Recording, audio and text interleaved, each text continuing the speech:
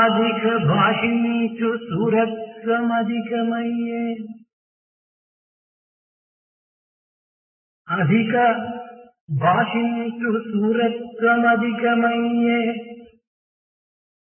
కార్యసూరత క్షీణమై కరిగిపోయే అధిక భాషించు సూరత్వమధికమయ్యే కార్యసూరత క్షీణమై శూన్యమయ్యే బ్రతుకులాడంబరాలతో భారమాయే నేటి విద్యార్థి బ్రతుకు ఈ పాటిదాయే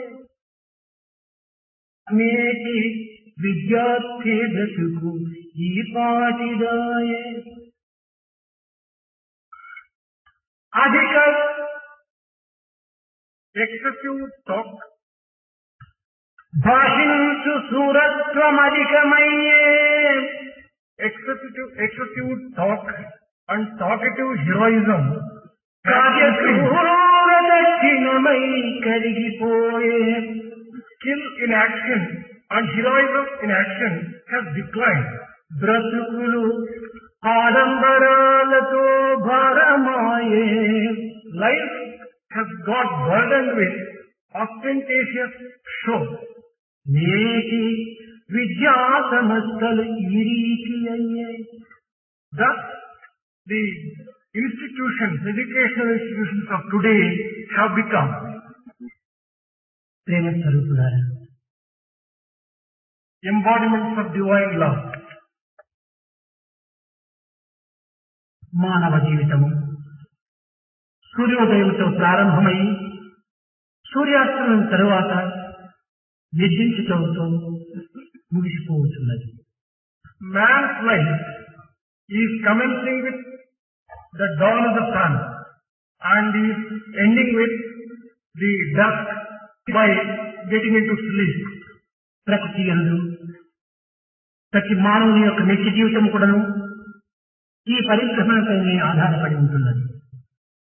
In the nature, every man's life depends upon this cycle. ఈనాటి మానవుని యొక్క నిత్య జీవిత అనుభవం ఒకటి. Today, man's practical daily experience is one thing. మానవుని సత్య జీవితం అనేటువంటిది మరొకటి. But his life based upon truth is different from the other one. ఇది నిత్యానుభవం ఒకటి, సత్యానుభవం మరొకటి. Daily experience is something and true experience is quite different. దీనికి ఉదాహరణ, here is an example for this. సూర్యుడు ఎప్పుడు తూర్పు దిశలో ఉదయిస్తాడు. Sun always rises in the east. పడమటి ఎందే అస్తమిస్తాడు. He sinks in the west. ఈ రెండింటిని ఆధారంగా కొని ఉత్తర దక్షిణంలో మనం నిర్ణయించుకుంటున్నాము. On the basis of sunrise and sunset, we are determining the directions of north and south. సూర్యుడు దిక్చక్రములపైన కనిపించినప్పుడు పగలనియు, when he commences his journey, we call it a day. ఈ దిక్చక్రములకు కిందకు పోయినప్పుడు రాత్రినియు మనం భావిస్తున్నాము. When he sets in, we consider that as setting in of night. సూర్యుని యొక్క ప్రయాణం చేతను, సూర్యుని యొక్క బాట చేతను యావత్ దేశము దానికి సమీపమైనటువంటి గుర్తించి దాని ఉష్ణ పరిస్థితులు మారుతూ వస్తున్నాయి. The seasons and other things depend upon the changing direction and proximity of the sun to that particular country. ఇది మన నిత్య జీవిత అనుభవం. This is our daily experience. మరొక కోణంలో మనం దీనిని విచారించినప్పుడు భూమి ఒక గోళం. From another angle, if you take a look at it, Earth is round, it's something like a ball. ఇది గోళముగా ఉండినప్పుడు దీనికి పూర్వ పశ్చిమనే ఉత్తర దక్షిణమనే ఏమాత్రం కూడా లేవు. When its shape is that of a ball, there cannot be directions like north and south east and west. దీనికి సూర్యోదయం సూర్యాస్తమంలే లేవు. For such an object, there cannot be sunrise and sunset. ఇది మరొక కోణంలో చూసినప్పుడు ఇది ఒక సత్యంగా మనకు గుర్తించుకోవడానికి వీలవుతుంది. From another angle, when you look at it, it becomes truth. మనం ఒక బండి యందు లేక రైలు యందు కూర్చొని ప్రయాణం కలుపుతున్నప్పుడు రైలు బండి కదిలినప్పుడు మనం కూడా కదలటం ఇది సహజం. If we are traveling, for example, in a train or in a cart, when the cart or the train moves, we also move with it. ఒక బల్ల పైన కూర్చున్నప్పుడు బల్ల కదిలినా మనం కూడా కదులుతాం. Suppose we sit on a table. If the table were to move, we also move with it. ఇది మన నిత్యానుభవం. This is our daily experience. కానీ ఈ భూమి గంటకు 1000 మైళ్ళ వేగంతో తన చుట్టూ తాను తిరుగుతున్నది. Earth circles around itself at the speed of thousands of miles. ఇంతేనే కాక సౌర కుటుంబంతో ఈ యొక్క భూమి గంటకు 66,000 మైళ్ళ వేగంతో తిరుగుతున్నది. Along with the members of the solar system, Earth travels at the rate of 66,000 miles per hour. ఇంత వేగంతో భూమి తిరుగుతున్నప్పటికీ మనకు స్థిరంగా ఉండినట్టుగా కనిపిస్తుంది. Although Earth is moving so fast at that high speed, still we feel that Earth is not moving. ఇది సత్యానుభూతి. This is an experience based upon truth. అయితే ఈ సత్యానుభూతి అని మానవులు దీనిని అనుసరిస్తున్నారా? లేదు. నిత్యానుభూతిని మనం అనుసరిస్తున్నాం. Although there is an experience based upon the truth, we don't seem to follow that particular thing. We seem to give more importance to daily experience.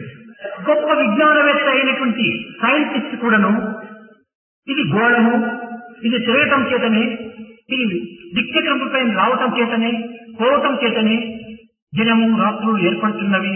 అంతేకాని దీనికి ఏమాత్రం కూడా మార్పు లేదని తెలుసుకున్నటువంటి వాడు కూడాను east west morning and evening అని దీన్ని ఉపయోగపెట్టుకుంటున్నారు కానీ దీన్ని అనుసరిస్తున్నాడు కానీ సత్యాన్ని తను ఏమాత్రం కూడా అనుసరించడం లేదు.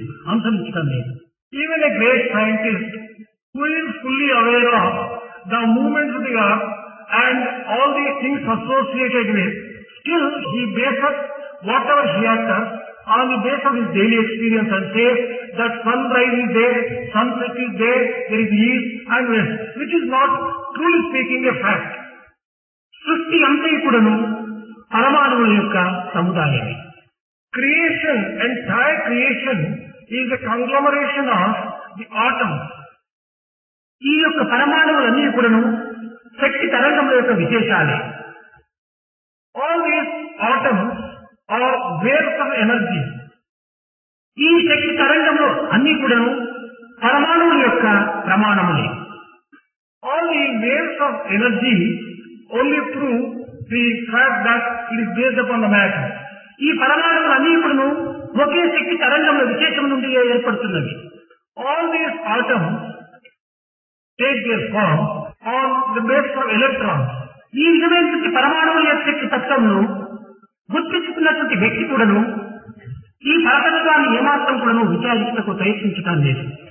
Even a person, a scientist, who knows and understands all these facts, doesn't base his own experience when he speaks in the daily common parlance. దీనికి మరొక ఉదాహరణ. There is one more example for this. ఒక సముద్రం, ఇందులో ద్రవ పదార్థం. You take, for example, ocean. There is water in it. ఈ సముద్రం నుండి ఒక టంబ్లర్ నీరు తీసుకున్నాం మనం. From the ocean, we have taken a tumbler full of water. ఆ సముద్రం యొక్క జలము ఈ టంబ్లర్ లో ఉన్నటువంటి జలము ఒక్కటే. The water in the ocean and the water in the tumbler is the same. ఈ టంబ్లర్ లో ఒక చిన్న రాయి మనం వేసినప్పటికీ ఈ నీరు కదిలి ఆ యొక్క రాయిని మెత్తగా అడుగులకు పంపించడానికి తగినటువంటి దారిని అందిస్తున్నాయి. If you put a small pebble into the water, the pebble finds its own place smoothly to the bottom of the cup. కేవలం రాయి అడుగు భాగంలో పోవటకు దారిని అందించడమే కాకుండా ఏ చిన్న గాలి వీచినా కూడాను అది అలలుగా బయలుదేరుతుండాలి. Not merely water gives room for the small pebble to reach the bottom, even if there is a small breeze, there will be waves in the water. ఇది కూడా ఒక పరమాణువు యొక్క శక్తియే. This is also the power of energy and atom. అదే సముద్రమునందు ఉప్పెనగా అనగా గాలి వీచినప్పుడు, అధికమైనటువంటి యొక్క గాలి వీచినప్పుడు ఆ సముద్రం యొక్క తరంగములు ఉప్పెనగా బయలుదేరి అది ఒక కఠినమైనటువంటి రాయి కంటే కూడా భారమైనటువంటిగా రూపొంది అందులో ప్రయాణం చేసుకున్నటువంటి పడవలను కూడా ముక్కలు ముక్కలు చేయగలదు. In the same way in an ocean, suppose there is a very powerful breeze or wind, it can become a storm, such a storm which can destroy and reduce a boat or a ship into pieces. ఈ ద్రవమైనటువంటి ఈ జలములకు ఈ కఠినమైనటువంటి ఇంత రాయి యొక్క తత్వము రావడానికి ఇందులో ఉన్నటువంటి పరమాణువులే దీనికి మూల కారణం. The water which is so soft, which responds to even a breeze, can become so hard as to destroy a ship. Even for that, the power of the atom is responsible. ఇవన్నీ కూడా శక్తి యొక్క తరంగముల యొక్క విశేషమే. All this is the power of the energy which arises on account of the waves of this. ఒక రాయి metal ఉన్నది, You take copper metal, ఒక బంగారం ఉంటున్నది, gold metal, ఇంతే కాక ఆక్సిజన్ మన ప్రాణవాయువు కూడా ఉంటున్నది, oxygen also can be taken. ఇవి మూడు కూడా పరమాణువు యొక్క సముదాయం. All these three items mentioned are అలాగే conglomerate. ఒకదానికి ఉండినటువంటి విలువ మరొక దానికి లేదు. However, the values of each one of them is different. దీనికి కారణం ఏమిటి? What is the reason for this? ఈ పరమాణువుల యొక్క శక్తి యొక్క ప్రమాణములు అల్పము అధికముగానే ఉండటం చేతనే దీనికి విలువలు కూడా అధికముగా అల్పంగా రూపొందుతున్నాయి. It is an account of the different proportions of the atoms which form and constitute either gold, copper or oxygen. ఈ పరమాణువుల కంటే కూడా మరింత సూక్ష్మమైనటువంటి అణువులు ఉంటున్నాయి. ఇవి ఎలక్ట్రాన్, ప్రోటాన్, న్యూట్రాన్ అనేటువంటి ఒక సమ్మిళితమైన స్వరూపంలో రూపొందుతున్నది. There are smaller particles than an atom which will be described as electron, neutron and proton. దీని యొక్క సముదాయం యొక్క స్వరూపమే ఈ యొక్క తరంగముల యొక్క విశేషం. The conglomeration and the coming together of all these things, they become waves of energy. జగత్తునందు సమస్త పదార్థములకు కూడా ఈ పరమాణువు యొక్క శక్తి ఆధారమై ఉంటున్నది. For the world, the basis of all source of energy is this atom. ఈ శక్తి ఒక్కటే కానీ రెండు కాదు. This power or this capacity is only one. There is not two types as such. దీనిని వేదమునందు ఏకోహం బహుశ్యాం అన్నారు. The same thing has been described in Veda as Ekoham Mahusyam. ఏకం సత్విప్రా భూరావదంతి అని చెప్పింది. అనగా ఉన్నది ఒక్కటే అయినప్పటికీ వ్యక్తులు అనేక రూపంలో అనేక నామములతో దీనిని అనుభవిస్తూ వచ్చారు. It has been declared in Veda that although there is only one object which is existing, it has been described in different names and enjoyed in different forms. జగత్తులకి పరమాణువుల యొక్క సముదాయమే ప్రధానమైనప్పుడు ఈ జగత్తులందు ఉండేటువంటి ప్రతి వస్తువు కూడా ఈ పరమాణువుల యొక్క ప్రమాణమే ప్రధానం. If it is the atoms which are responsible and which form the basis for the entire world, for every object in the world, they essentially form the basis.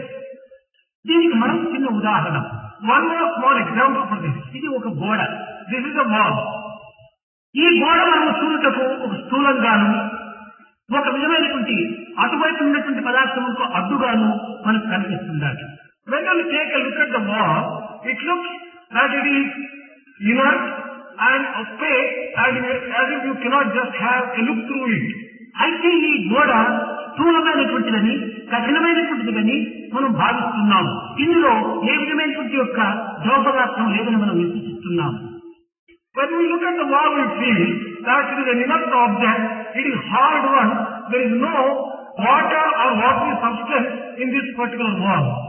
ఈ గోడ కూడాను పరమాణువుల యొక్క సముదాయమే. Even this wall is a conglomeration of atoms. ఇది పరమాణువుల కంటే సూక్ష్మమైనటువంటి అణువులతో కూడినటువంటిది.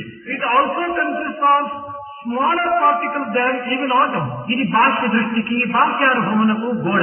For external vision, for an outer vision, it looks like a wall. ఇది నిత్యానుభవం. This is our daily experience. కానీ దీని యొక్క సత్యానుభవం కూడా మనం గుర్తించడానికి ప్రయత్నించాలి. But we have to make an effort to understand the true experience and meaning behind this. దీనిని ఒక యంత్రాధారంతో మనం దర్శించడానికి ప్రయత్నించినప్పుడు ఈ గోడ అంతా కూడాను కేవలం ఒక పెద్ద నక్షత్ర మండలం మాదిరి కనిపిస్తుంది. If you want to take a look at the wall with a microscope or a powerful other type of instrument, you will feel as if it is a galaxy of stars. అన్ని చిన్న చిన్న అణువులతో కూడినటువంటిది ఈ గోడ. This wall, an object consisting of ఇందులో అనేకమైనటువంటి సందులంతా ఉంటున్నాయి.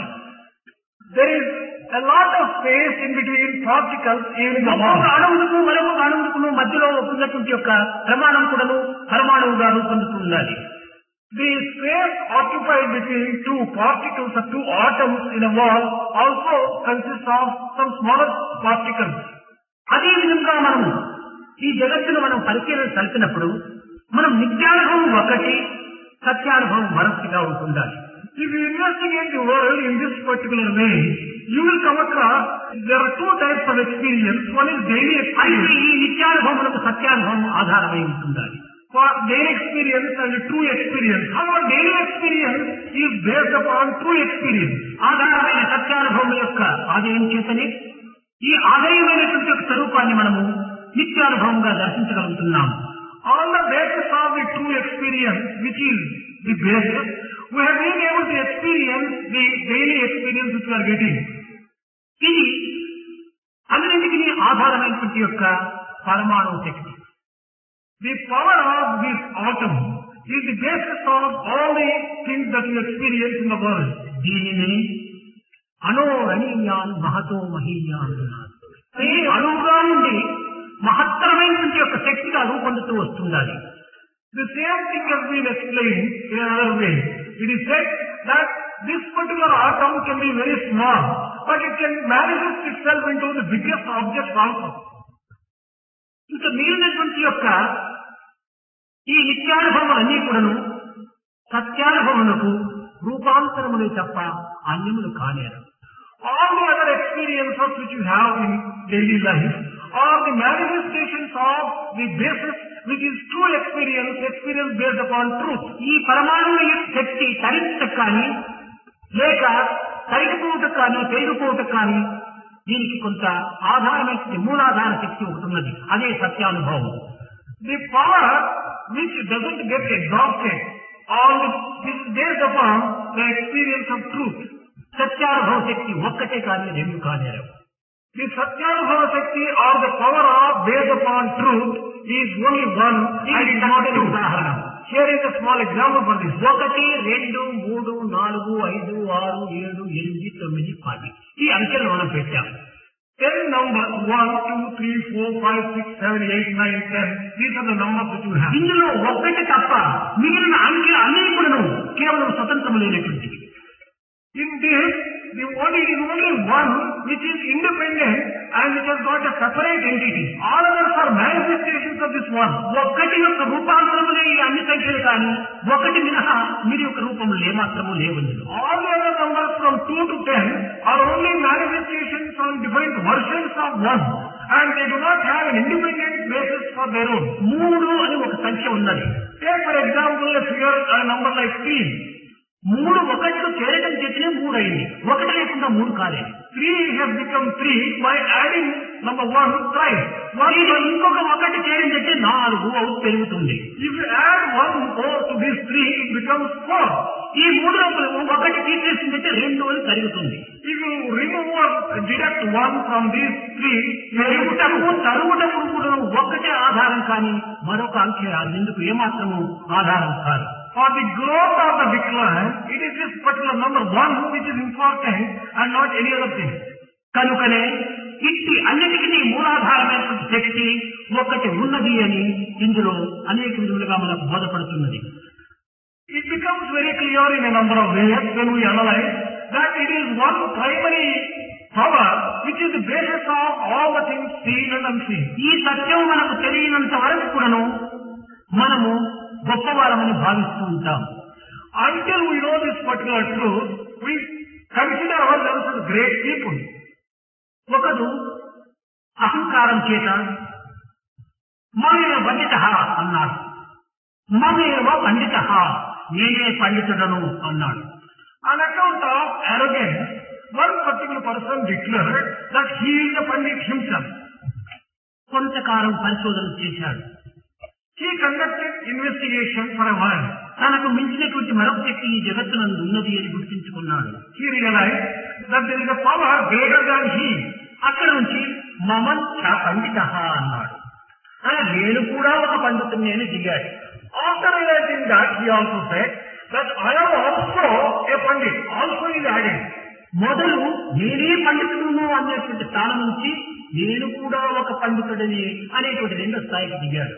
From the stage when he declared that I alone is Pandit, to a stage where he said that he is also a Pandit, he changed.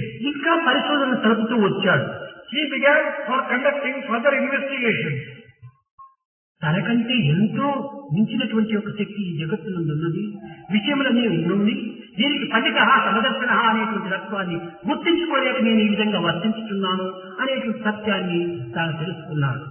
After conducting investigation, he realized that there is a power which is supreme and which is behind all these things. And he said that I should recognize the fact that a real Pandit is one who has got equanimity and equal-mindedness. తదుపరి మమం న పండిత అన్నాడు. నేను పండితుని కాదు అన్నాడు. After he realized this, he said, I am not a Pandit. ఈ మానవత్వం లోపల నిత్యానుభవంలో ఉండేటువంటి ఒక సత్యాన్ని మనం గుర్తించాలనుకుంటే మన యొక్క స్థితికులను ఇదే మార్గంలో ప్రయాణం జరుగుతున్నది. If we have to recognize the real basis for the entire manifestation in the world, we have to travel in this particular way. మానవుడు నాకు అన్ని తెలిసినటువంటి ఒక దీనితో ధీమాగా తిరుగుతుంటాడు.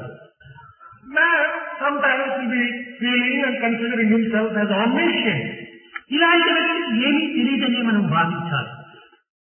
We have to consider that such a person really does not know anything at all. బుద్ధుడు నిర్యాణమునకు పూర్వము తమ శిష్యులందరూ చేరి, స్వామి, ఈ జగత్తును తెలుసుకోవడానికి మేము ఎంతవరకు ఏ స్థితిలోకి వచ్చాము అని ప్రశ్నించారు.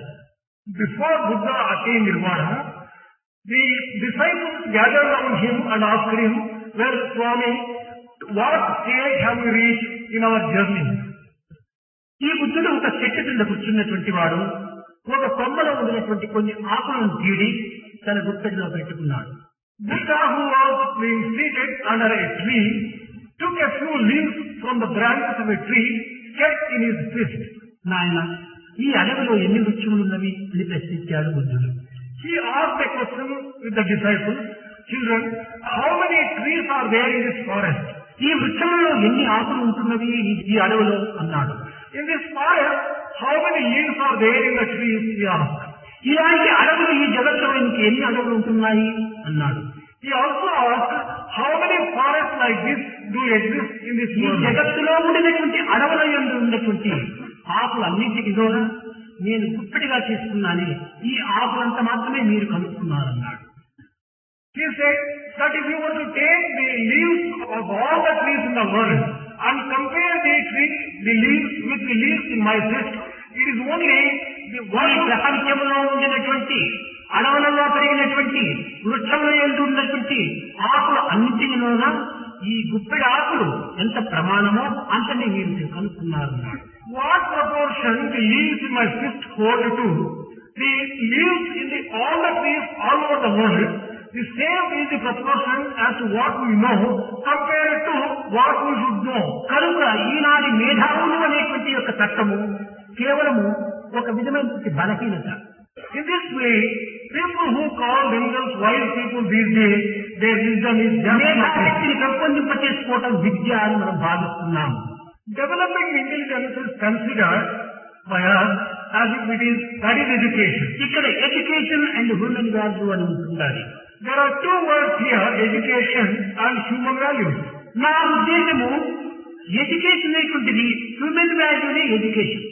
In Swami's understanding, education is human values. Human values alone constitute education. ఈ సత్య ధర్మ శాంతి ప్రేమ అహింసలను ఎవరు చక్కగా నిర్వర్తించి ఎవరు చక్కగా నేర్చుకొని దాన్ని ఆచరించడానికి అనుష్ఠించడానికి అందించడానికి ఆనందించడానికి ప్రయత్నం చేయను వాడే నిజమైన విద్యావంతుడు. Only that person is an educated person who has understood truth, non-violence, all these 5 values, and has practiced, who has conveyed these things to others, and who has enjoyed. And such a person is a person who knows నిత్య anything. జీవితం కూడా మరొక వైపు ఉంటున్నది. But at the same time, there is a daily life. తన యొక్క బాధ్యతలు కూడా కొన్ని ఉంటున్నవి. There are responsibilities imposed upon everyone. తన కర్తవ్యాలను నిర్వర్తించవలసినటువంటి యొక్క విధి కూడా మరొక వైపు ఉంటున్నది.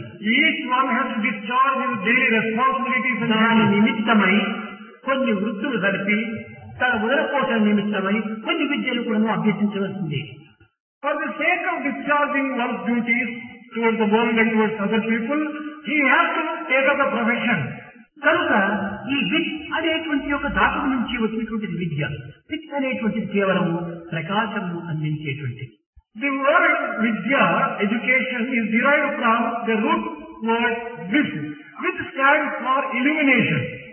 మన చీకటిని దూరం చేసి సత్యమును నిరూపించేటువంటి వెలుతురు వంటిది.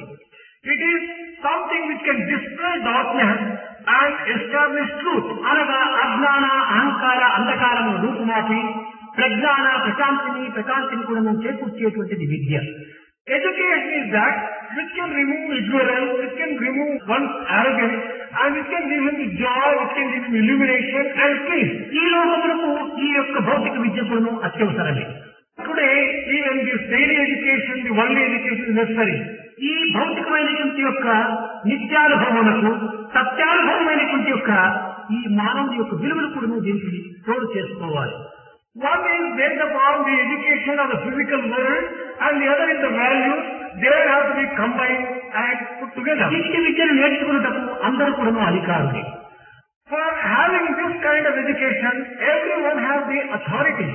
ఈ విద్యను ప్రతి ఇంటి యందు, ప్రతి ఆఫీసు నందు, ప్రతి ఫ్యాక్టరీ యందు, ప్రతి వర్క్ షాప్ నందు కూడాను అందరూ కూడాను దీన్ని అవలంబించాలని నరేంద్ర ప్రిన్సిపల్ చెప్పాడు. Principal Narendra has just said that these values and this kind of education will have to be practiced in every house, every factory, every office అన్నాడు. ఇది కాదు ప్రధానం. ఎవరీ వన్, ప్రతి ఒక్కరు కూడా దీన్ని ఆచరించాలి. He has said in every house, every factory and every office. But that is not the truth. Everyone should practice it. ప్రతి ఒక్కరి దేహం కూడా ఒక work షాపే. Every human body is a workshop. ఈ దేశమే ఒక యంత్రము. This is a machine. ఈ యంత్రం అనేటువంటిది అన్ని అంగముల యొక్క సంబంధ బాంధవ్యాన్ని గుర్తించుకుని వర్తించుకుండటం చేతనే ఇది ఒక్క పెద్ద యంత్రంగా మనం రూపొందించుకోవాలి. As this body is conducting itself in unison and making use of all the limbs together, this will be described as a very useful ఈ machine. యంత్రం లోపల ఒక్కొక్క అంగముల కూడా ఒక్కొక్క సన్నిహిత సంబంధం ఉంటుండాలి. There is some kind of mutual inherent relationship between every limb of the body. మాత్రమే కాదు, దీని యొక్క బాధలను ఆనందములు కూడా ఒకదానికి పంచుకుంటూ ఉన్నది. It is not merely that there is an inherent relationship between different limbs of the body. They share the joys and the sorrows. ఈ వర్క్ షాప్ అనేటువంటి దేశం లోపల అనేక విధమైనటువంటి యొక్క కొన్ని అనురాగములు కూడా ఉంటున్నవి. In this body, which will be compared to a workshop, there is different types of relationship between different limbs. దీనిని ఒక యూనిటీ అని చెప్పుకుంటూ వచ్చాం. There is unity between all ఈ the limbs. యూనిటీ అనగా కలిసిమెలిసి ఉండేటువంటి ఒక తత్వాన్ని మన దేశమే మనకు చక్కగా బోధిస్తూ ఉంటుండాలి. Our body itself demonstrates and teaches us a lesson as to how to live a life of ఈ unity. వర్క్ షాప్ లో మనం చక్కగా అంతర్దృష్టితో పరిశీలన చేసినప్పుడు మరొక వర్క్ షాప్ మనకు అక్కర్లేదు. If only we can have a look into this particular workshop and take an inward look into this workshop, there is no need for going to another workshop to learn మన it. మనస్సు ఫలాని వస్తువు నాకు కావాలి అని సంకల్పించుకుంటుంది అనుకోండి. For example, suppose the mind decides to have a particular object. తక్షణమే దానిని పొందడానికి తగిన ప్రయత్నం చేస్తుంది ఈ యొక్క కాళ్ళు. Instantaneously, the legs take the necessary step of going towards that. ఫలాని చెట్టులో ఉన్నటువంటి పండు నాకు కావాలి అని ఆశిస్తుంది ఈ యొక్క మనసు. The mind desires to have fruit in a particular ఆశించిన తక్షణమే ఆ ఫలం మనకు అనుభవించడానికి వీలు కాదు. The moment that the mind thinks or desires to have that particular fruit, it would not be able to enjoy ఆ automatically. చెట్టు దగ్గరికి కాళ్ళు నడిచిపోతాయి. The legs go nearer to the tree. మనసు యొక్క అభిష్టాన్ని నెరవేర్చడం ఆ పాదం యొక్క కర్తవ్యం. It is the responsibility, the duty of the leg to fulfill the తమ desire of కర్తవ్యాన్ని the mind. మాత్రమే తాము చేశాయి. అక్కడ పోయి నిల్చుకుంది తక్షణమే నడుము తన యొక్క కర్తవ్యాన్ని తాను చేస్తుంది, వంగుతుంది కిందికి. Once the legs perform their duty of taking the entire body near on the tree, their duty ends. And the waist takes up the next duty. It bends. తన పని తాను చేసింది ఈ నడుము. The waist has performed its duty of bending. కానీ ఫలం తనకు తగ్గలేదు. Still, the fruit has not come to that తదుపరి particular. చెయ్యి ఒక రాయిని తీసుకుంది. Immediately, the next step is the hand picks up a stone. రాయి చేతికి చిక్కినంత మాత్రమే ఫలము లభించలేదు. By merely taking a stone in the hand, you have not got the తన fruit. పని తాను చేసింది, కూరుకుంది. Hand did its duty and kept quiet. తర్వాత భుజము తన పని తాను ప్రారంభించింది. ఆ రాయిని తీసుకొని విసిరింది ఆ చెట్టుకు. Then the next duty was that of shoulder, and it took the stone and it threw at the ఆ fruit. ఫలము కింద పడేటప్పటికి వేళ్లు అందుకున్నాయి, తమ పని తాను చేశాయి. The fruit fell down, the fingers went, picked up the fruit. ఆ ఫలమును నోటికి అందించాయి. The fruit was handed over to the mouth. నోరు కూడాను పాపము తన పనిని మాత్రం తాను చేసింది, రుచిని చూచింది, ఇది పులుపా తీపా అని.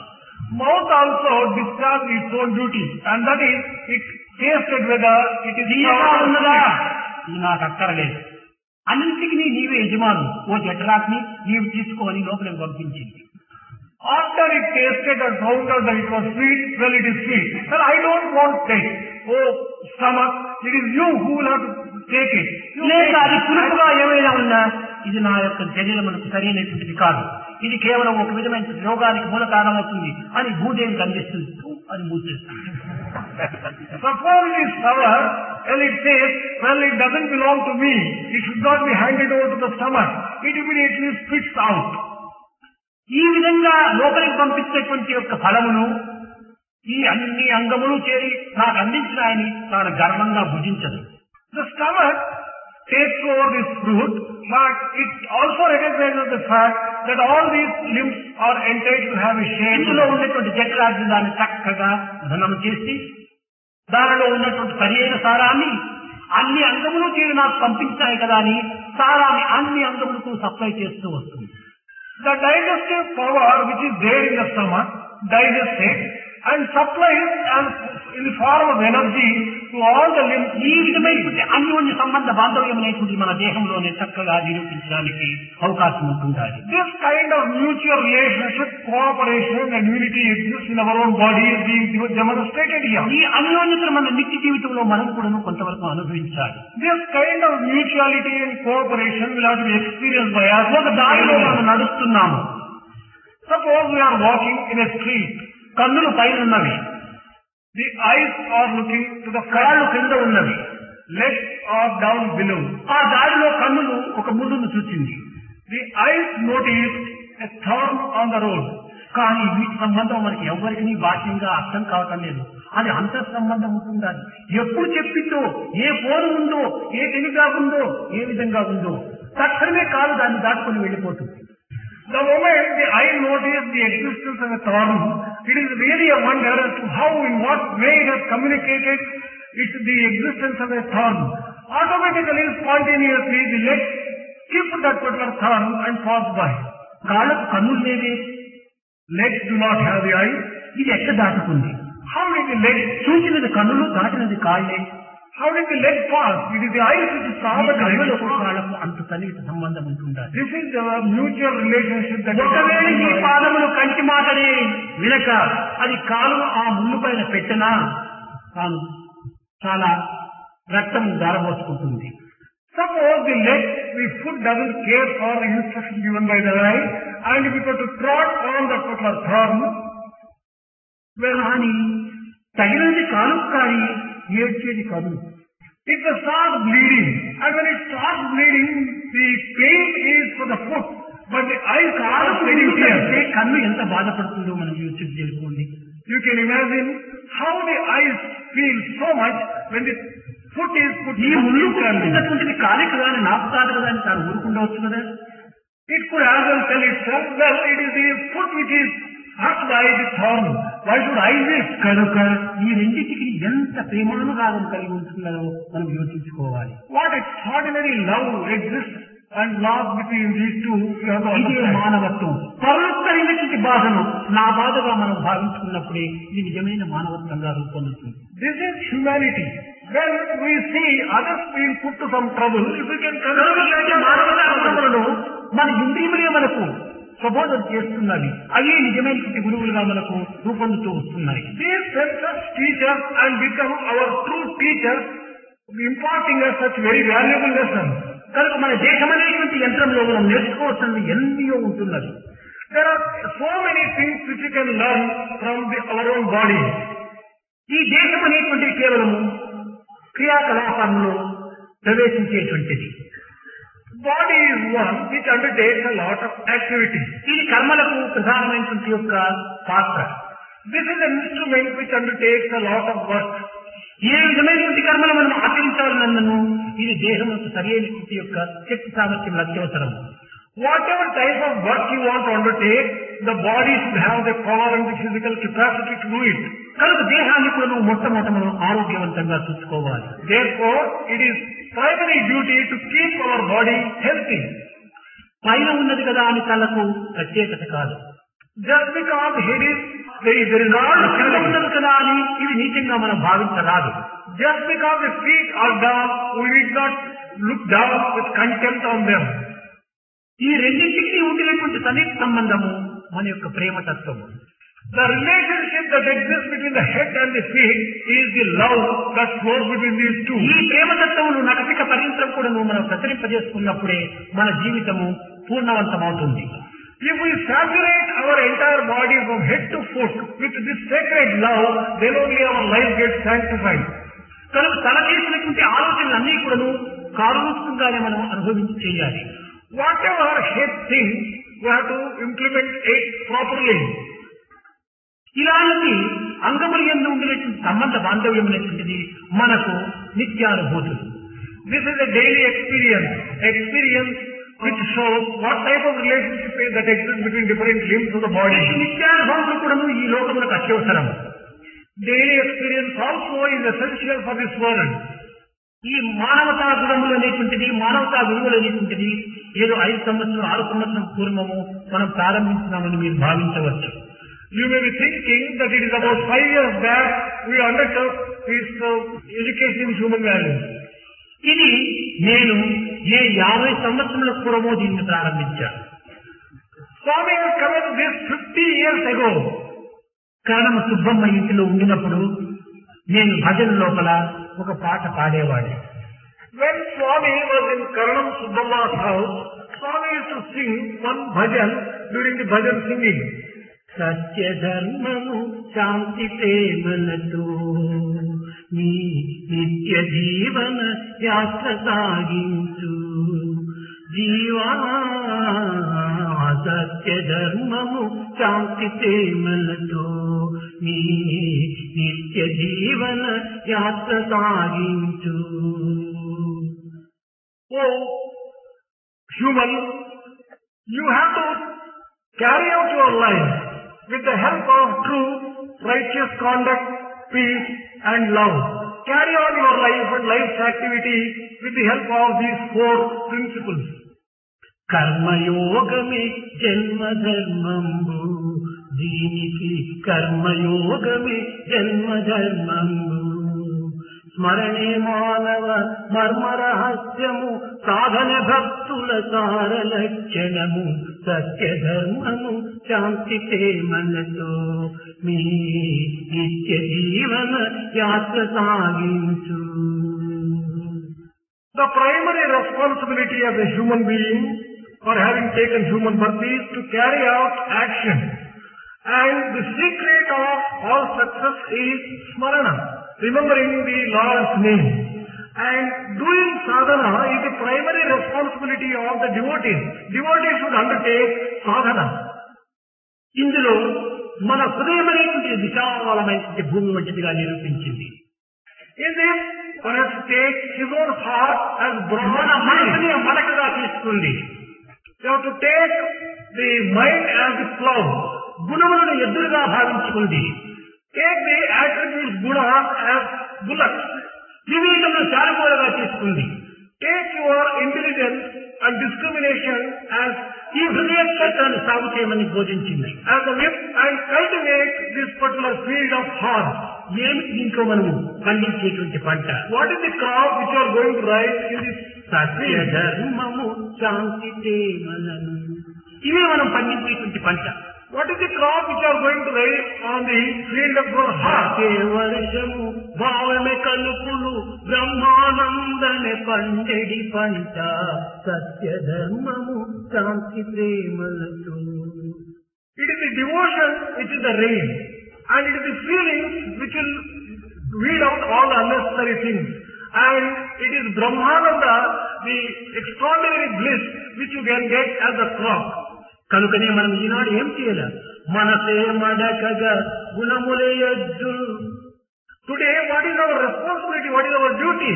Take your mind as the plow and take your attributes. ఈ మనసు అనేటువంటి మడకను అదుపులో పెట్టుకొని గుణములు అనేటువంటి దానికి కట్టుకొని వివేకమునికి చాలుకోలా తీసుకొని ఈ హృదయం లోపల ఈ ప్రేమ పంటను పండించాలి, సత్య పంటను పండించాలి, ధర్మ పంటను పండించాలి, శాంతి పంటను పండించాలి. You have to take the plow, the mind as a plow, and keep it under control. Take the gunas as the bullock and cultivate this particular field of your heart, and raise the crop of truth, raise the crop of love, raise the crop of dharma, raise the crop of peace. అది మన హృదయంలో పండించుకోవాల్సిన పంట. ఈ పంటను 10 మందికి మనం అందించాలి. This is the crop which you have to raise in our own heart and distribute it among 10 others. మన జీవితం అనేటువంటిది ఐసు గడ్డ వంటిది. Our life is something like క్షణక్షణం కరిగిపోతూ ఉంటుండాలి. It is something like an ice slab. It goes on reducing its own life. కరిగిపోక మునిపే నలుగురికి పంచి పెట్టాలి మనం. Before it disappears, we have to distribute this particular thing to all the people. ఆ విధమైనటువంటి పంచిపెట్టేటువంటి యొక్క పరిస్థితి ఈనాడు మనం ఎడ్యుకేషన్ హ్యూమన్ వాల్యూ అనేటువంటి దాన్ని ప్రారంభించాం. Before this ice melts away, it has to be distributed, and this is the very lesson which has to be understood in this human value. అనేక మందికి అనేక విధమైనటువంటి ఆపోహలు ఉండవచ్చు. There could be a number of doubts entertained by different people here on this particular aspect. ఈ వాదోపవాదములకు ఏమాత్రం కూడా స్థానం అందించనక్కర్లేదు. You should not give any room for arguments and counter arguments. ఇది ప్రతి మానవుడు కూడా సాధించవలసినటువంటి ఒక సత్య స్వరూపం. This is a particular truth which has to be achieved and accomplished by every human being. దానిలో ఒకరికొకరు తోడుగా ఉంటుంది, అన్యోన్యతగా దీన్ని ఐకమత్యంగా దీన్ని సరైన రీతిలో మనం జగత్తులకు అందించాలి. In this particular task, each one should help the other, and through cooperation and unity, we have to achieve this thing and distribute to the world. ఇందులో మనము నిత్యానుభవం ఒకటి ఉండినప్పటికీ సత్యానుభవాన్ని మాత్రం లక్ష్యంలో ఉంచుకోవాలి. Whatever may be our daily experience, which could be different from the true experience, we should keep true experience as the basis and carry out చిత్రాభోదావదంతి. అన్నిటికీ ఆధారమైనటువంటి ఒకటి ఉన్నది అనేటువంటి సత్యాన్ని మీరు గుర్తించాలి. There is one which the wise people declare in number of ways, but you have to realize and recognize that there is only one truth which is the basis of all the things which are seen and unseen. Sathya Sai సేవా సమితి.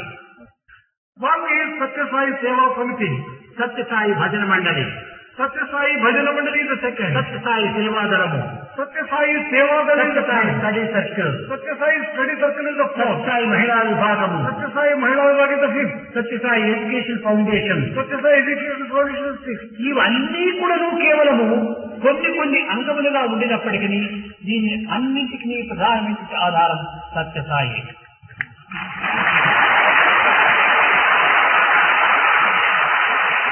ఈ లక్ష్యాన్ని మనం పెట్టుకొని మనం ఏమి చేసినప్పటికీ అది సత్యాన్ని పొందుతుంది. All these wings of the organization may be different, but the unifying factor, the basis is Satya Sai. If you want to only recognize this particular thing and conduct, everything will be okay. మనం మన సోదర మానవులను అందరి కూడాను ఈ విధమైనటువంటి పవిత్రమైన మార్గంలో ప్రవేశపెట్టాలి. We have to put all our brothers in the right path, in this particular path, in the sacred path. కొంగ తన సూచైన ముక్కుతో కొన్ని చేపలు తిని కేవలం తన కడుపుకే తాను భుజిస్తుంది, తన కడుపునే తాను కయాసంగా భావిస్తుంది. Crane eats fish, fills its own stomach, thinks its own stomach is Kailasa or it's the end. మనం ఇట్లా కొంగల వల్లే తయారు కాకూడదు. We should not turn ourselves into cranes. తనతో పాటు ఇంకా అనేక మంది జీవులు ఉంటున్నారనే విచార భావాన్ని మనం అభివృద్ధి పరచుకోవాలి. Along with ourselves, we have recognized that there are millions of other people who are existing. మనం అనుభవించినటువంటి ఈ పవిత్రమైనటువంటి ప్రసాదమును అందరికీ కూడా పంచడానికి ప్రయత్నించాలి. This sacred, peaceful nectar and food which you have partaken, we are sharing with all others. ఈనాడు ఈ education, ఈ హ్యూమన్ వాల్యూ అనేటువంటిది అలాగే మానవతా గుణములనేటువంటి విద్యను ఎక్కడ చూసినా కూడాను అందరూ ఆకర్షిస్తున్నారు. The education in human values is attracting people all around, anywhere and everywhere. కారణం ఈ విలువ లేకపోవటం చేతనే జగత్తంతా కూడాను అనేక భయభ్రాంతులతో కూడి ఉంటుండాలి. కానీ అనేటువంటిది బ్రతికించి అనేక చిత్రహింసలు చేస్తుండాలి. ఈ బాధ ఆ బాధల కంటే అధికమైనటువంటి బాధ.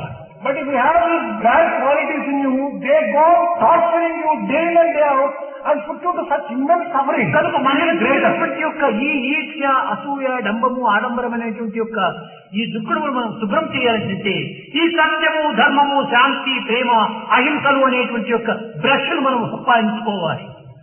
If you want to just remove from you qualities like jealousy, hatred and anger and such other bad qualities, you have to make use of the kum which can cleanse these things, the kum of Satya, truth, ఈ right conduct. సంబంధమైనటువంటి విద్యలతో పాటు ఈ యొక్క పారమార్థికమైనటువంటి ప్రధానమైనటువంటి ఈ మానవతా గుణములను మనం అధికంగా పోషించుకుంటూ రావాలి.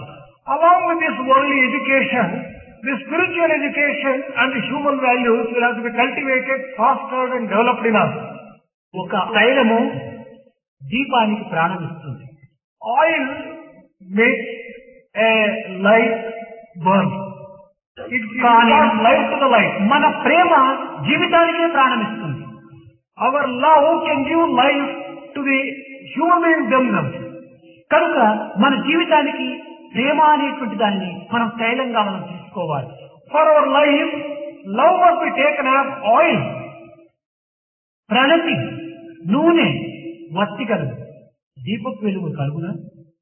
If you are having a container, oil and a wick, will you be able to get automatically the light from it? కానీ దీనిని అంటించేవాడు ఒకడు ఉండాలి కదా. There is a need for one who can light this lamp. పూలు, సూది, దారం ఉంది, పుష్పమాలత అనగునా? There are flowers, there is thread and there is needle. Would it automatically become into a garland? దీన్ని కుట్టేటువంటి వాడు ఒకడు ఉండాలి కదా. There is one who has to bunch them together, put them together and make a garland. రత్నాలు గలవు, సొమ్ములు నిర్మాణమగునా? You are having gold, you are having gems and diamonds. Can they become automatically jewelry? చేసేవాడు ఒకడు ఉండాలి కదా. There is need for one who can make అదే jewelry. విధంగానే సత్యసాయి అందించినటువంటి యొక్క ఈ యొక్క పంచరత్నములు ఎందుకునను పంచరత్నములుగానే ఉండాలి. కానీ అందించేవాడు కొంతమంది ఉండాలి కదా. These 5 human values, these 5 gems are there. They are having their own value. But there is need for someone who can hand over these things to others. అది అందించే నిమిత్తమై కొంచెం ప్రభుత్వాలతో కూడాను కొంత సంబంధం ఏర్పరచుకోవాల్సి వస్తుంది.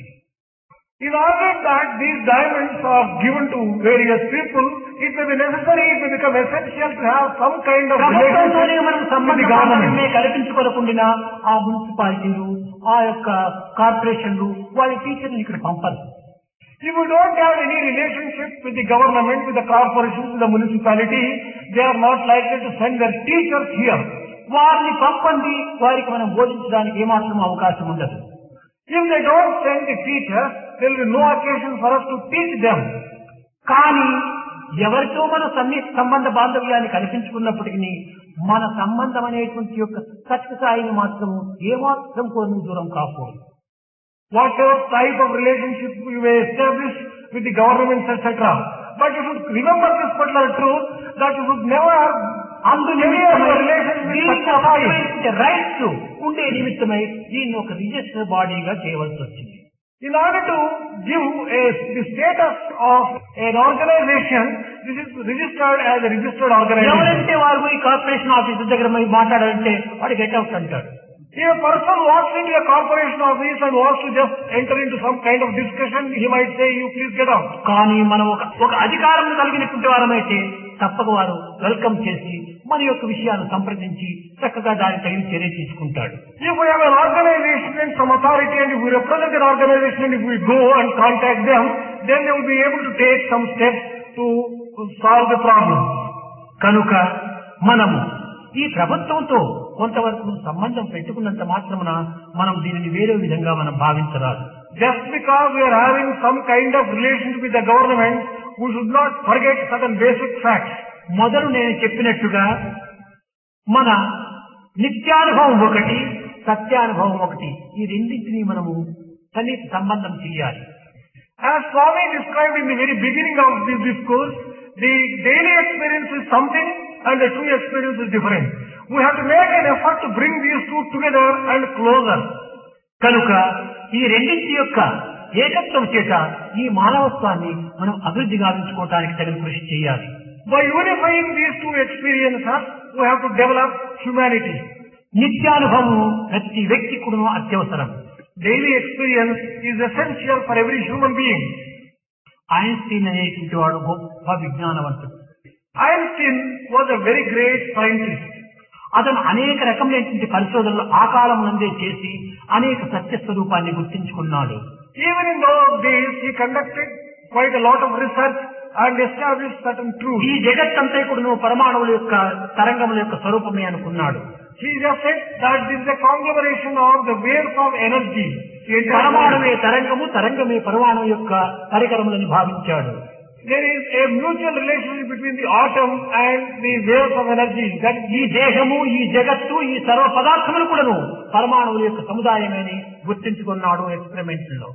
In experiments he conducted, he satisfied himself and he proved that in the body, in the world, and in every object, గుర్తించుకున్నటువంటి విజ్ఞానవేత్త అయినప్పటికీ నిత్య జీవితంలో మాత్రం morning, evening, east, west, north, south అనేటువంటి ఈ యొక్క స్వానుభవాలను మాత్రమే తాను ఉపయోగపెట్టుకుంటూ వచ్చాడు.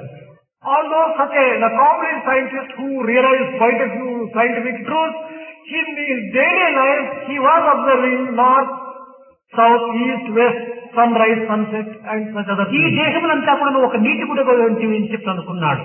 He realized that this human body is something like a water bubble. అయితే ఈ నీటి గుడిగా శిథిలము కాక పూర్వమే దీని ద్వారా అనేక రకమైనటువంటి యొక్క సత్యాన్ని గుర్తించాలని భావించాడు. Before this water bubble breaks, he realized that this body must be used properly. ప్రతి అణువును కూడా సద్వినియోగపరచాలని సంకల్పించుకున్నాడు. Every atom in this body must be used properly. అతని కాలము లోపల ఈనాటి ఆధునిక యుగం వలె పెద్ద పెద్ద ల్యాబొరేటరీస్, పెద్ద పెద్ద మిషన్లు, పెద్ద పెద్ద ఎక్విప్మెంట్స్ తాను లక్షలకు కోట్లకు ఖర్చు పెట్టి ఏమాత్రం కూడా తాను క్రోడీకరించలేదు. In all his research, he did not spend lakhs and crores of rupees in establishing very big laboratories and very sophisticated equipment, etc. ఆయన సింపుల్ లైఫ్ హైయెస్ట్ స్టడీ అనే మార్గంలో తాను ఆదర్శాన్ని నిరూపించాడు. He held out an ideal of simple life and the highest study. ఈనాటి మన యొక్క చదువులు, మన యొక్క విద్యలు, మన యొక్క ప్రవర్తనలు ఏ రీతిగా ఉంటున్నారంటే మనము జీవితం అనేటువంటి అర్థం చేసుకోకుండా అడుగు భాగంలో ఉంటుండి ఆడంబరమైనటువంటి యొక్క అధికారంలో మనం ప్రవేశిస్తూ వస్తున్నాం. But today's our lifestyle, our experience, our conduct is different. We are in the lowest rung of the entire education, but we think ourselves to be occupying the highest position already. Higher life, low thoughts. ఈ విధంగా ఉంటున్నాం. ప్రస్తుతానికి మనం అన్ని అనుకూలంగా ఉంటున్నారు. నేను కూర్చోవడానికి మంచి కుషన్ చైర్ ఉందా లేదా, కుషన్ చైర్ కోసం చూస్తాడు ఈ విద్యార్థి. Today's student looks whether he is having a chair which has got a cushion which can give him some comfort. Air condition కావాలి తన యొక్క ఆఫీస్ రూమ్ కు. He immediately feels that he should have air conditioner fixed to his office. ఆనాడు scientist అయినటువంటి Einstein ఒక paper, ఒక pencil, ఒక waste paper basket, ఇదే తన యొక్క ఇదంతా కూడాను library. the greatest scientist Einstein had only a paper, a pencil and a waste paper basket for all the research he carried out. ఈనాటి ప్రొఫెసర్స్ అందరూ కూడా ఈ విధమైనటువంటి యొక్క దురభ్యాసంలో అభివృద్ధిని గావించుకుంటూ వస్తున్నారు. The professors of today are taking in the wrong path these days. ఇది సరి అయినటువంటి యొక్క చర్య కానేరు. This is not proper. మన యొక్క విద్యా సంస్థల యందు ధనమును మితముగా ఖర్చు పెట్టాలి. In our education institutions, we should spend limited ధనము లేక money. జగత్తు ఎన్నో విధమైనటువంటి కష్టములకు నష్టములకు గురి అవుతున్నది. The world is undergoing a number of problems, troubles and turmoils on account of. కేవలం సోంబేరి ప్రొఫెసర్స్ మాత్రమే ఈ ఎక్విప్మెంట్స్ కోరుతూ ఉంటారు. It is only the lazy type of professors who ask for the equipment. ఉంటే దాన్ని ఫిక్స్ చేసి సులభంగా వాడు నేర్చుకోవచ్చు. నేను ఎక్కువ చెప్పనక్కర్లేదు, నేను ఎక్కువ శ్రమపడనక్కర్లేదని ఈ విధమైన స్వార్థం కోసం ప్రయత్నం చేస్తుంటారు. These professors, out of selfishness, feel that if they can put on a switch, the machine can teach so many things and they need not exert themselves. తద్వారా జరిగేటువంటి యొక్క బాధలు చాలా అధికంగా ఉంటున్నాయి. అది వారు గుర్తించడం లేదు. On account of such a tendency, there will be a number of problems which they will be Eenadu facing. ఈ ఆధునిక యుగం లోపల కంప్యూటర్స్ ఎక్కువగా పరిగెత్తుతున్నాయి. In this modern age, computers have begun to occupy a very ఈ important computers place. వల్ల professors కు అధికమైనటువంటి కష్టములు ఉంటుండవు. On account of computers, professors may not be having much work. ఈ కంప్యూటర్స్ లో పువ్వులు వేశాం, పువ్వుల పౌడరే వస్తుంది. In computers, if you put flowers, you get back flowers. చెడ్డది వేస్తే చెడ్డదే వస్తుంది, మంచిది వేస్తే మంచిదే వస్తుంది. మనం వేసే దాంట్లో ఉంటుంది అది. It depends upon what you feed the computer with. If you feed it with good things, you get good results, and if you feed it with garbage and you get. ఇంకా నిత్య జీవితం లోపల ఆడవారికి, మగవారికి, పిల్లలకు అందరికి కూడా ఒక చిన్నవి ఒక క్యాల్కులేటర్, ఒక చిన్నవి కూడా వచ్చాయి. And it's also, now that we are having calculators, small calculators which can be easily available for children, women, ఒక చీర men. 30 రూపాయలు కొనుక్కున్నాము. One person has purchased a భర్తకు ఒక ప్యాంటు shirt. ఒక 20 రూపాయలు కొనుక్కున్నాము. Another shirt piece was purchased for 20 తన rupees. బిడ్డకు ఒక gown కొనుక్కున్నది. One gown was purchased for the అది daughter. ఒక 10 రూపాయలు అయింది. Another 10 rupees for తన the. కొడుకు ఒక నిక్కరు కొనుక్కుంది. One knicker was purchased. ఈ చీర, ఈ ప్యాంటు, ఈ షర్టు, ఈ నిక్కరు ఇవి చేయడానికి ఒత్తుకుంటూ కూర్చుంటారట. For finding out the total amount to be paid, instead of calculating orally these 4 items, they go on using the calculator. ఈ విధమైనటువంటి యొక్క దీంతో యంత్రం పైనే మనం ఆధారపడితే మన సహజమైనటువంటి తెలివితేటలు ఎంత పాడైపోతుందో యోచన చేసుకోండి. If we develop this kind of tendency to depend upon the machine for such small things also, to what extent our faculties get defunct. పాతకాలంలో మన పిల్లలకు లెక్కలు చెప్పించాలంటే చాలా శ్రమపడి అనేక విధములుగా కూడా వారి కంఠస్థం చేసుకుని వారి స్థలంలో ప్రింట్ అయిపోయేటువంటివి ఇవన్నీ. In the olden days, to teach arithmetic, they used to take a very hard way, but it used to get imprinted in their hearts and in their మన minds. సహజమైనటువంటి యొక్క తెలివితేటల్లో ఈ విద్యను మనం అభ్యసించాలి. In this way, in natural way, they used to develop their cleverness, their ఈ intelligence. యంత్రాల మీద అధికంగా మనం ఆధారపడినారు. One should not depend too much upon these machines. అందులో కరెంట్ ఏమైనా ఉంటే సక్రమంగా జరుగుతుంది, లేకపోతే వక్రం అయిపోతుంది. If there is current continuously, the machine would be all right. Otherwise, it would give trouble. మొత్తం వచ్చి కంప్యూటర్ ఇది తల. The primary and the most important and the first computer is దీన్ని the brain. సక్రమమైనటువంటి మార్గంలో పెట్టుకునేటువంటి యొక్క తరబీదు మనం ఈనాడు పిల్లలకు చేయాలి. We have to train our students to see that they use this computer properly. మనం కేవలము ఒక విధమైనటువంటి యొక్క యంత్రాల అధికమైనటువంటి విలువలతో తీసుకుని వచ్చి ప్రయోజనం లేదు. దాన్ని వినియోగించుకునేటువంటి యొక్క విధానం కూడా మనం గుర్తించుకోవాలి. It is no use buying costly and sophisticated machines. We should know how to use them.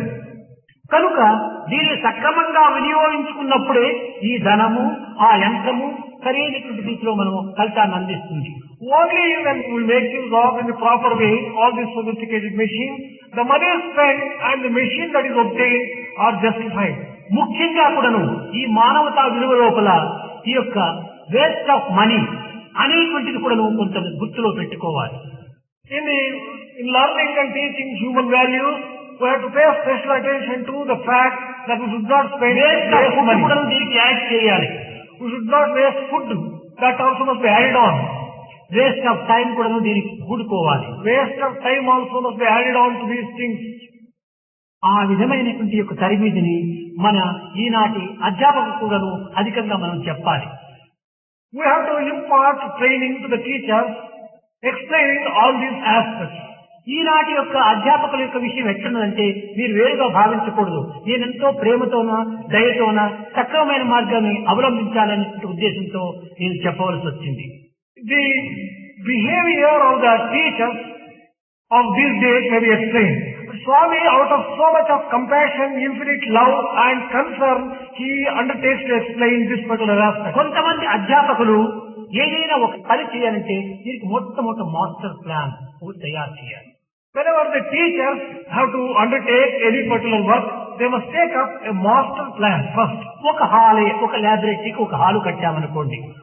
Let us say that you are undertaking a construction for a laboratory. Hall లోపల ఏ రూము ఎక్కడెక్కడ ఏ పరిస్థితిలో దీన్ని మనం నిర్మించాలి అనేటువంటి యొక్క ప్లాన్ మొట్టమొదట మనం వేసుకోవాలి. You should have a plan as to how many rooms and which room what you will be putting and all the details must be worked out. ఒక గోడ కొట్టేది, తర్వాత ఒక 2 సంవత్సరాలు అది అక్కర్లేదు అని కొట్టేది, మరి ఇంకో గోడ కట్టేది, దాన్ని కొట్టేది, కట్టడం ఇది అది చేసే పనులు. Suppose you construct a wall and then you feel that it is redundant, you remove it and then again you construct one wall. This kind of constructing walls and demolishing them should not be done. మొదలే దీనికి ఈ రకంగా ఉంటుండాలనేటువంటి తెలియని ప్రశ్న అవుతాడా? If a person does not have that much of intelligence to visualize what would be the requirement, can you call him a professor? అనుభవాలు కావాలి. He must have experience. ఇంతే కాదు మరికొన్ని విషయాలు. Not merely that, one or two more. Physics, chemistry, botany, biology, ఇలాంటి subjects అంతా ఉన్నాయనుకోండి. Let us just say that there are subjects like physics, chemistry and biology. ప్రపంచానికి తగినటువంటి యొక్క ఈ కెమికల్స్ అంతా మనం తెప్పించుకోవాలి.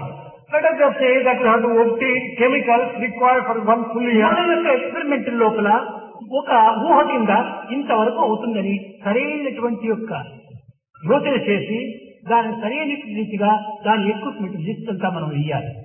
We have to prepare a list based upon certain amount of guesswork and we will have to prepare what our requirements would be for that particular year. కానీ అట్లా వేయటం లేదు. But that is not being done these days. ఊహాగానం. It is mere guess. ఈ ఊహాగానం అంతా bathroom లో వాడుకుంటారు కానీ లాబొరేటరీలో వాడకూడదు. But this kind of guess is all right in bathroom. But it is not all right for the laboratory. 60,000 రూపాయలు అవుతుంది అని వేస్తారనుకోండి. Let us just say that 60,000 rupees is required for this. ఏమిటయ్యా ఈ 60,000 రూపాయలు దేనికోసం అని నేను గట్టిగా అడిగితే అది పోచపోండి 20,000 రూపాయలు తగ్గించండి. When Swami asked, well, why do you want 60,000 rupees? All right, Swami, reduce 20,000 rupees. ఇది ఒక కూరగాయల వ్యాపారమా? అయ్యా వంకాయలు 4 రూపాయలు చేరితే ఏమయ్యా 3.5 రూపాయలకి ఇవ్వండి బేర మాడుతుంటారు. ఆ విధంగా తయారైపోయింది ఈ విధమైనటువంటి equipment. Is it vegetable bargaining like? If a vegetable vendor were to say that a brinjal 1 kg costs 4 rupees, you may ask 3 rupees 50 paise. But can this be done for such important things? విశేషమైనటువంటి యొక్క అలక్ష్యం చేత కానీ ఈ విధమైన అశ్రద్ధతో కానీ ఒక విధమైన ఆలోచన శక్తి రహితంగా కానీ మనము ఒక విధమైనటువంటి ధనమును వృధా చేయరాదు. We should not waste money arising on account of thoughtlessness, or on account of not planning, on account of indifference, on account of neglect. దీనికి ఇంకొకటి మీరు తమాషగా అనుకోండి, నాలో కూడా ఒక బలహీనత ఉంటుండాలి. For more out of in the lighter vein, even in Swami there is a weakness. కానీ నా దృష్టిలో అది బలహీనత కాదు. But in Swami's view, it is not a weakness at all. ఈ ప్రజల యొక్క దృష్టిలో అది ఒక బలహీనతగా కనిపించుకుంటుంటాడు. In the eyes of the world, it may be a weakness. నేను సక్రమమైనటువంటి యొక్క వినియోగం లోపల లక్షలైనా నేను ఇస్తాను, దానికి వెనుకాడం. If it is an item justifiable expenditure, Swami is prepared to do lakhs. ఇది ఏమైనా దుర్వినియోగం చేసేటట్టుగా ఉంటే ఒక్క దమ్ముడినైనా నేను గట్టికి పట్టేస్తాను. If money is likely to be misused, even if it is a crime, Swami would not let go. ఈ డబ్బులు ఇచ్చేటువంటి విషయంలో మాత్రము నేను చాలా కంట్రోల్ గా ఉంటాను. Regarding money matters, Swami is extremely careful. కారణం ఏమిటంటే ఈ ధనం వల్లే జగత్తులో అన్ని దుర్గుణాలు కూడా పెరుగుతుండేది. The reason is, it is on account of this money, all bad qualities are developed in this నేను world. ఆ విధంగా కఠినంగా చూసినప్పుడు వారికి కొంచెం బాధగా కలుగుతుంది. When Swami controls in a strict way, then people may feel a little difficult to carry on things. కానీ వారికి బాధ అయినా పర్వాలేదు, నేను మాత్రం నా పట్టును వదలను. Even if they are hurt, it doesn't matter. నీవు But సరైనటువంటి రీతిలో ఎంతైనా అడుగు, నేను తప్పకిస్తాను. for proper reason, for justifiable things you ask, any amount, Swami is prepared to give. ఇది ఎందుకోసం అంటే ఒక ఆదర్శవంతమైనటువంటి దీన్ని అందించాలి ఈ జగత్తుకు. Another reason for this particular thing is, we should hold out an example, an ideal for the entire world. జగత్తులో ఇలాంటి ఎన్నో దుర్వినియోగం జరుగుతూ ఉంటున్నాయి. In the world, this kind of misuse of money is taking కానీ place. మన సమస్య యందు ఈ విధమైన దుర్వినియోగం జరగకూడదు. In our institution, there should not be any misuse of money at all. అందు నిమిత్తమై నేను ఇంత కఠినమైన యొక్క ట్రైనింగ్ నేను ఇస్తూ వస్తుంటాను. Swami imparts this kind of hard training because of these reasons mentioned just now. ఈ విధంగా స్వామి యొక్క ప్రతి చిన్న నడక యందు, మాట యందు, తలుపునందు, హృదయం అన్నింటి యందు కూడా నాకు ఆదర్శాన్ని నిరూపించాలి. అది నా యొక్క ప్రధానమైనటువంటి పట్టుదల. Swami's great determination is to hold an example in every act, every word, every movement, every gesture, every love that is bestowed. నా కష్టం అనేటువంటిది ఎప్పుడూ లేదు. There is nothing like difficult for Swami at all. అయితే ఎవరైనా ఒక అబద్ధం చెప్పితే భరించలేనంత బాధ కలుగుతుంది. But if anyone were to utter a lie, it gives a lot of pain to Swami. సత్యాన్ని చెప్పు, Tell the truth. ఎందుకు ఈ చిన్న విషయంలో కూడా నీవు అసత్యాన్ని అభివృద్ధి పరుచుకుంటావు? In such small things, why do you tell a lie? Why do you అయింది calculate? అయింది, కాలేదు కాలేదు అనేటువంటి సత్యం చెప్పుకుంటే ఎంత ఆనందం వస్తుంది. If you have achieved it, you can say, well, this is done. If you have not done it, you can say that ఈ it is not done. అసత్యాన్ని కొంతవరకు కూడాను మరుగు చేసే నిమిత్తమై ఇంకా 10 అసత్యాలు చెప్పవలసి వస్తుంది. For covering up one lie, you have to tell another 10 lies. నా ఉద్దేశంలో సత్యాన్ని మనం ఈ మానవతా విలువ లోపల సత్యం చాలా ప్రధానమైనటువంటి సత్యం నాస్తి పరువు ధర్మ. In Swami's considered view, the truth has primary importance. It is the most important value మనం among అసత్యాన్ని human. ప్రవేశపెడితే మనం ప్రవేశపెట్టినటువంటి యొక్క మార్గం నందుకును అంత అసత్య రూపాన్ని ధరిస్తుంది. If we were to take the wrong path or the untrue path, then the results will be very dangerous, untrue also. కనుక మానవుని యొక్క ప్రధానమైనటువంటి ప్రాణం వంటి సత్యము. Truth is the most important life-giving principle for Satyam man. పోతే ప్రాణం పోయినట్టే. If truth dies, then life itself కనుక gets ఈ extinguished. సత్యాన్ని లక్ష్యం నందు పెట్టుకుని ధర్మమును, శాంతిని, ప్రేమను, అహింసను మనం నిత్య జీవితంలో మనం అభివృద్ధి పరచుకోవాలి. Keeping in view this truth, the righteous conduct, the love, peace and non-violence. కనుక ఈనాడు అధ్యాపకులందరూ కూడాను తక్కువ వ్యయంతో ఎక్కువ శిక్షనిచ్చి పవిత్రమైన హృదయాలుగా పిల్లలను మార్చాలి. The teachers of today will have to make an effort to impart the highest education and in great quantity, expending very limited amount of money. ఇంతే కాకుండా మనం కాల నిర్ణయాల్లో కూడా మనం ప్రవేశించరాదు. Another important thing is we should not have some kind of fixed timings as such. తెల్లవారి 9 గంటలకు పోవటం, 4:30 గంటలకు రావటం, ఇది నా పద్ధతి అనేటువంటి పట్టుదలలో మనం ఉండకూడదు. We should not take to the kind of feeling that we go by 9 o'clock and we return అవసరం వస్తే 4:30. సాయంకాలం రాత్రి వరకు ఉండి ఆ పిల్లల యొక్క సందేహాలు, ఆ పిల్లల యొక్క సమస్యలు పూర్తి తీర్చి నీ ఇంటికి రావాలి. ఇది నీ యొక్క కర్తవ్యం. If necessary, you have to spend and stay behind even till it is night and clear all the doubts of the student and then only go home. లైబ్రరీలో ఒక సమస్య ఇచ్చి ఉంటారు. Suppose you are given a problem. ఆ సమస్య అనుకున్న కాలంలో అది పూర్తి కానేరదు. The problem is not solved. ఆ సమస్య పూర్తి అయ్యేంత వరకు ఆ పిల్లవాడిని అక్కడే పెట్టుకోవాలి, నీవు అక్కడే ఉండాలి. ఆ పూర్తి సమస్య తీర్చి తదుపరి నీవు ఇంటికి రావాలి. Until the problem is solved, you have to keep the boy there itself and you have to also remain there and solve the problem. then ఈ leave the life. పట్టుదల అధ్యాపకుల్లో అధికంగా ఉంటుండాలి. This kind of resolution and determination must be found in large అదే quantity in all the teaching. Teaching. This is correct teaching. పిల్లల యొక్క హృదయాలను పూర్తి దాన్ని పరిపూర్ణం గావించుకునేటువంటి పద్ధతిని మనం నేర్పించాలి. We have to inculcate those kind of qualities and good habits in the students. కనుక కేవలము మానవతా విలువైనటువంటి సత్యము, ధర్మము, శాంతి, ప్రేమ, అహింసలు ఇవి మాత్రమే చెప్పి ప్రయోజనం లేదు. దీనికి ఉపాంగములుగా ఉండినటువంటి యొక్క చుట్టూ ఉన్న వాతావరణాన్ని కూడా మనం చక్కగా మార్చడానికి ప్రయత్నించాలి. There is no use in merely teaching these 5 human values: truth, right conduct, love, peace and non-violence. You have to create an environment which is conducive to all these 5 values. ఒక చిన్న ఉదాహరణ, One small example here. చట్టలో పంచపక్ష ప్రమాణాలంతా పెట్టుకున్నాం, కావలసినన్ని వంటలంతా ఉన్నాయి. We have kept all the delicacies and sweets in the plate. కానీ చుట్టూ ఉన్న వాతావరణం దుర్గంధంతో నిండి ఉండిన ఆ పదార్థాలు మన పొట్టకు చేరలేవు. And suppose just around that particular plate, if you are having dirt and filth, you would not be able to కనుక ఆ enjoy. పదార్థాలతో పాటు చుట్టూ ఉన్న వాతావరణం కూడా పరిశుద్ధమైన స్థితిగా రూపొందించి చేయాలి. Along with those 5 values, the environment also should be clean and should be kept conducive. నిజంగా మనలో అలాంటి పవిత్రమైనటువంటి భావం ఉండినప్పుడే మనం దీన్ని అన్ని విధాలు కూడా సాధించడానికి, దాన్ని ఎదుర్కోవడానికి తగిన ధైర్య సాహసాలు కూడా రావాలి. Only when we have this particular attitude and this particular approach, we'll be able to have the courage to face all the problems. ఈనాడు లోకంలో అధ్యాపకులు సరైనటువంటి శిక్షణలో ఉండినప్పుడు దేశమంతా కూడాను పవిత్రమైనటువంటి రూపాన్ని ధరిస్తుంది. If the teachers are on the right path and take to the right way, the entire country can be saved and it will be on the right line. పిల్లల యొక్క పెడమార్గములకు మూల కారణము తల్లిదండ్రులు, గురువులే. If the students are to go wrong in their life, there are 2 people who are responsible for that.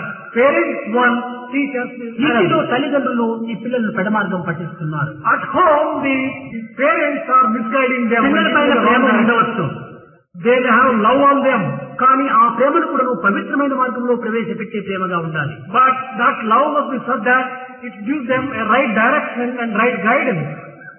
అట్లు కాకుండా పిల్లలపైన ప్రేమను అసభ్యంగా ప్రవర్తింపజేసే దాంట్లో స్వాతంత్రాన్ని అందించినప్పుడు ఆ పిల్లల యొక్క బాధను తిరిగి మున్ముందు నీవే అనుభవించవలసి వస్తుంది. If the parents were love or to encourage them to behave in an indecent way and take to the wrong way, well, you have to reap the fruits thereof at a later date. పూర్వకాలమునందు పిల్లలు తల్లి, తండ్రి అంటే ప్రాణ సమానంగా చూసుకునేటువంటి వాడు. In the olden days, the children used to treat their parents, mother and father. తల్లిదండ్రులను ఒక్క క్షణమైనా వదిలి ఉండేటువంటి వారు కాదు. The children were not prepared to leave the parents even for a day. అప్పుడే మాతృ ప్రేమను వారు అనుభవించి దివ్యమైనటువంటి యొక్క తేజస్సుతో అభివృద్ధి పొందేటువంటి వారు. Naturally, under those circumstances, they would enjoy the love of the mother and transform themselves into great souls.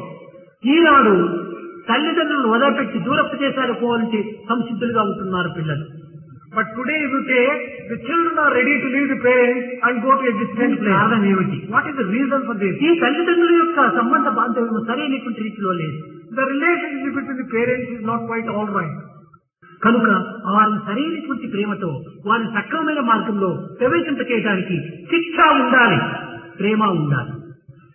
To keep the children in the right path, the parents must be ready to love them and must be ready to punish them if need be.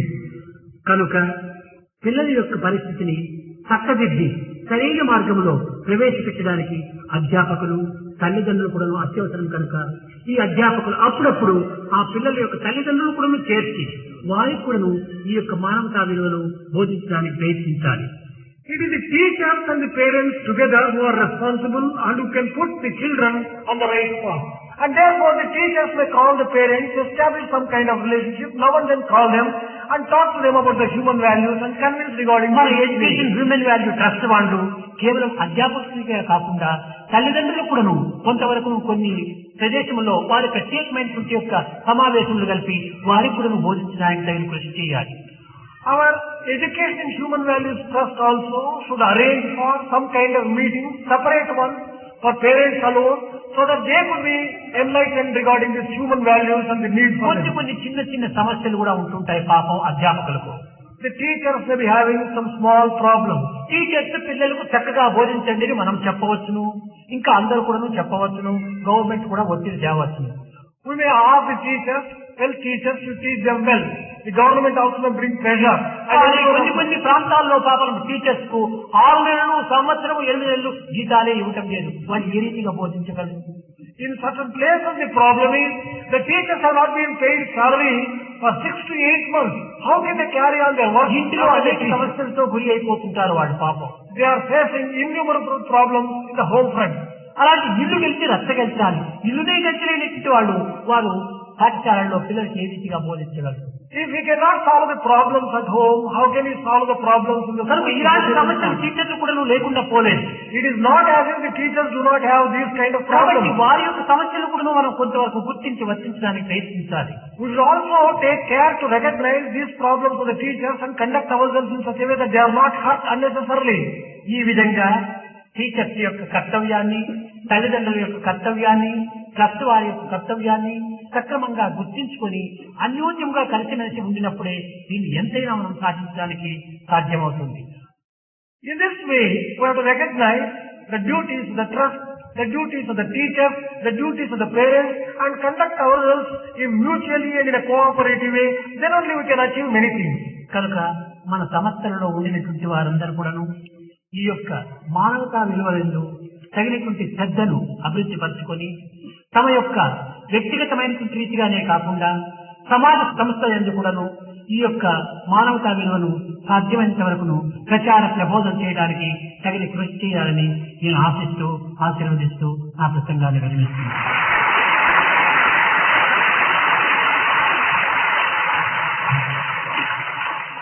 All the members of Swami's organization will have to recognize these particular things, practice them, and not merely should they take care of themselves and join the society and see that these problems are solved.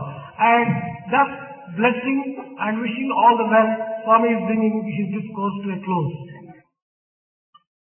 Bhava bhaya harana vandita charana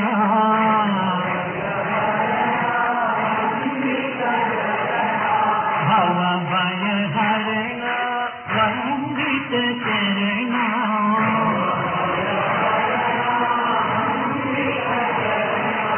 Jaya Radha Jaya Madhava Gauri Jaya Radha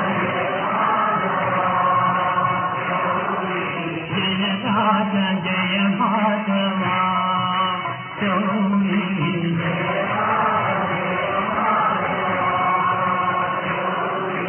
Mangala Charana Kalimala Dharana